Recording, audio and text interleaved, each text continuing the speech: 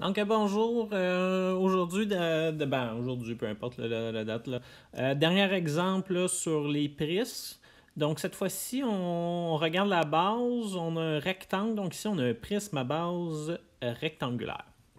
Donc première chose, j'écris ma formule, l'aire totale est égal à 2 fois l'aire de la base plus l'aire latérale. Donc, l'aire de la base, on a un rectangle, donc B fois H, plus.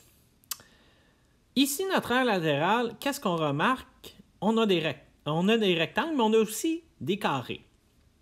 Donc, dans un prisme à base rectangulaire, l'utilisation de la formule périmètre de la base fois la hauteur, je ne dis pas qu'il est plus pertinent, mais ça peut être moins mélangeant parce que l'erreur que vous pourriez faire, c'est de dire que tous les rectangles autour sont isométriques. Je vais répéter ce qui a été dit précédemment dans d'autres capsules. Tous les rectangles vont être isométriques sur l'aire latérale si et seulement si la base est régulière. Donc, si on a un rectangle à la base, donc c'est sûr que les rectangles qui composent mon aire latérale ne sont pas réguliers. Donc, ici, je vais utiliser la formule périmètre de la base fois la hauteur du prisme. Donc, je vais remplacer. Donc,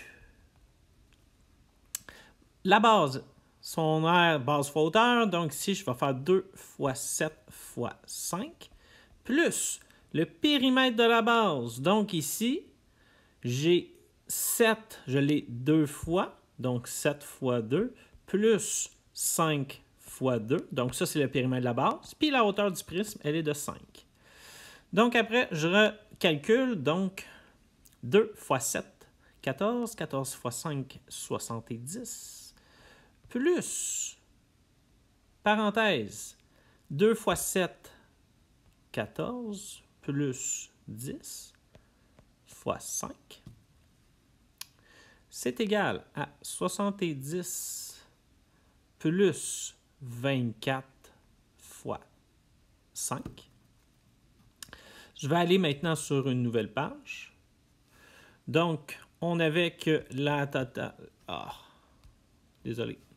On avait que l'aire totale, si je retourne juste à ma page d'avant, c'est égal à 70. Donc, 70 plus 24 fois 5.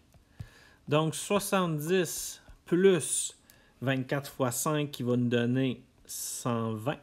Donc, ici, l'aire totale de ce solide est de 190. Et si je vais voir les unités, on a des centimètres carrés. Donc, voilà qui conclut l'exemple sur comment trouver l'aire d'un prisme à base rectangulaire.